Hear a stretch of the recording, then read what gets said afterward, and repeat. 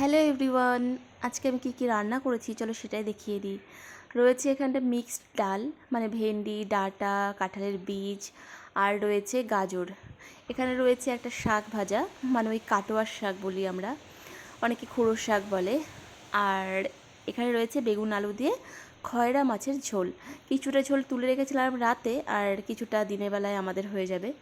তারপর চলে এলো নাইকা থেকে একটা প্রোডাক্ট, পার্সেল বলতে পারো, আমি অর্ডার করেছিলাম। তো নাইকাতে সকলেই জানো যে পিঙ্ক সেল চলছে, আমি কিন্তু অনেক কম দামে পেয়ে গেছি। তো আমি যতগুলো অর্ডার করেছিলাম তার অর্ধেকটা এসেছে। কুরিয়ার দাদাকে জিজ্ঞেস করলাম, তো বলল ওর কাছে নেই, অন্য কোনো কারো কাছে থাকবে, সেটা 1-2 দিনের মধ্যে হয়তো চলে আসবে। এখানে দেখো ম্যাট্রিক্সের বায়োলেজ শ্যাম্পু নিয়েছি, বায়োটেকের টোনার, আর নিয়েছি মিস ক্লেয়ারের একটা কাজল। বায়োলেজের শ্যাম্পুটা আমি প্রথম ব্যবহার করছি। এর আগে ম্যাট্রিক্সের অপটিকেয়ার শ্যাম্পুটা আমি ব্যবহার করতাম, ওটাও ভালো। এটা ব্যবহার করে বলবো কী রেজাল্ট।